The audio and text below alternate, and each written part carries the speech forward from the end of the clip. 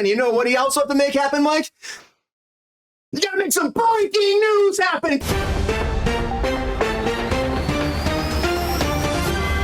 Everybody, the very first thing I want to talk about is the Dolby Theater, because the Dolby Theater is for sale. The Dolby Theater is for sale. Now, this is, of course, where they have the Academy Awards every year, and right now they're expecting to sell for about $70 million. And the whole complex actually sold in 2019 for $325 million.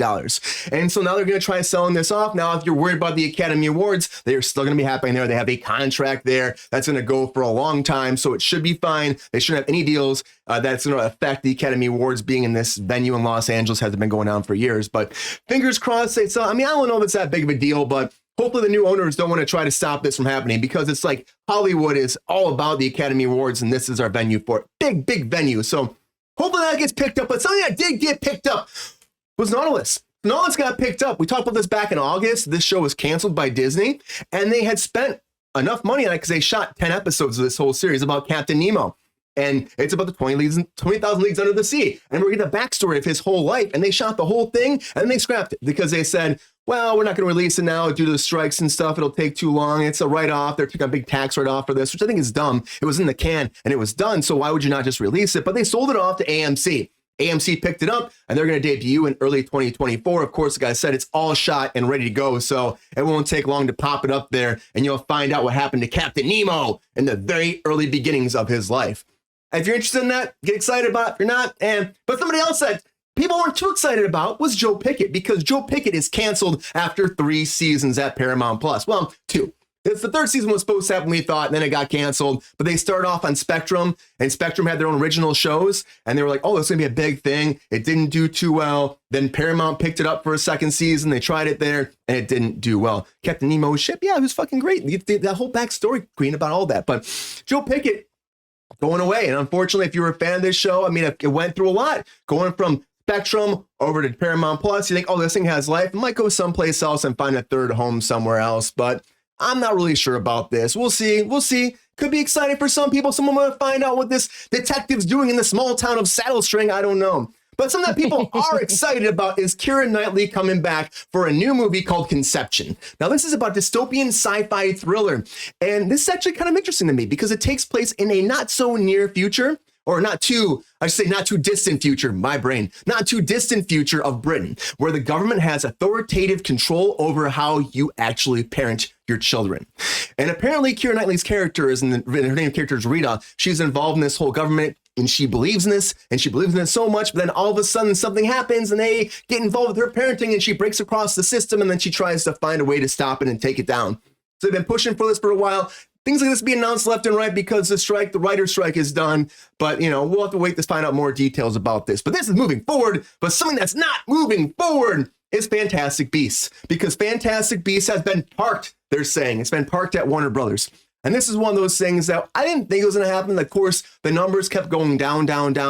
The first one made $811 million globally. The second one made $648 million. And the third made $404 million. So as they keep going down, it's like, you expect more. Now, the actual creator and director, I should say director David Yates, said that they only planned on doing 3 at Warner Brothers. But the creator J.K. Rowling came forward during an interview for the 3rd one and said, oh, we're going to do 5. We're doing 2 more. He said his fucking jaw dropped to the ground. He's like, we didn't ever discuss 5 movies. So that's where that rumor came from. It was J.K. just putting that shit out there. And they said they never had any intention at Warner Brothers doing more than 3. And he hopes they can do more. He said that they plan though was the 3 and that's it. So we'll see what happens. Fantastic Beasts 2 faced wise ass. Thanks, Goldie. Appreciate it out there. Yeah, but Fantastic Beasts is not happening if you're expecting more of that. But of course, we're getting more Daredevil, even though we found out that they canceled their showrunners, they fired their writers, and they started scrapping most of it. But they have found new showrunners, and they're going to move forward now. Tom Clancy's Jack Ryan and The Punisher is the showrunner that he did both those. He's doing this too. Dario Sacapane. I can't say his name. I know I was going to butcher that. And Justin Benson and Aaron Moorhead are coming too. They're directors that did a couple of actual episodes of Loki. So they've been working on Loki season 2, and they're going to use them over there. They did Moon Knight as well, but they're going to bring them over to hopefully save Daredevil and make it a better show. Fingers crossed, because I'm excited about it. It's good that Kevin Feige's taking time to make Daredevil right, because a lot of people want it to be right. And if it doesn't come out right, the people be pissed off. But I think it'll be good. We got new showrunners. We got new stuff happening. We got new writers, directors. Hopefully, we have the right formula to make the best Daredevil show for you and everybody else out there. And Queen likes the yellow costume. Me too. It's cool. A lot of people don't like it. I think it's all right. It's comic accurate. I think it's pretty cool. But speaking of costumes, I want to talk about Halloween and Heidi Klum for 1 second because I saw her costume and I had to talk about this because you saw this, but she is the biggest peacock I've seen my whole life. I've seen giant peacock. And, she's all these different people in this character, too, like making the whole peacock character come to life. To me, it's pretty nuts. But it's cool. She does this every year. She goes out. She was a worm last year, and everyone went nuts about that. I'm like, I don't know. She has a fun time with Halloween, and you have to have a fun time on Halloween, especially now where we can't really dress up. We couldn't dress up for costumes because of the writer's strike and the SAG-AFTRA strike. But, some people didn't care about that, like Megan Fox. Megan Fox said, I don't care you said don't dress up, because she still dressed up like a Kill Bill character. And she came forward with Machine Gun Kelly, and they put this out there, and people on social media have been going nuts on her. And Lisa Ann Walter from Abbott Elementary actually put a statement out, and she said, what a rebel. Keep posturing your stupid, pretty ass out there, lady. And meanwhile, she's talking about how everyone's out there working 10 hours a day, unpaid, to get basic contract earners a fair deal.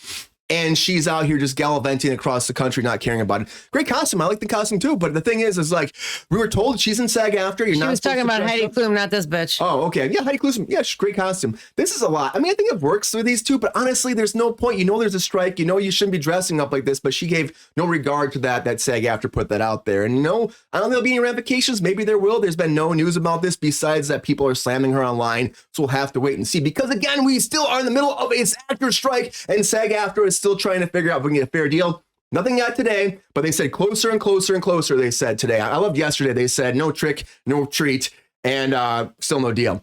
So the idea is we're getting closer. They're working and working. So hopefully a deal comes very soon. By the end of the week, AMPTP said, if you don't get a deal, we're walking away till January. We said that multiple times. We'll have to see. Aren't those characters from Kill Bill? They are, David. That's why it's a problem that she put this out there and she dressed like this, because they're not supposed to, being a member of SAG-AFTRA, but she still did it. And the whole strike right now, they put that out. I still think it's kind of shenanigans to say this, like you shouldn't be dressing like characters too, but we're just trying to get to work again, and we're trying to figure out what makes it the most logistic way to get there. And hopefully, people didn't do this, but people do that. It's Halloween. People are going to dress up like characters. And we don't know if there will be ramifications for her because she did this, but a lot of breaking news.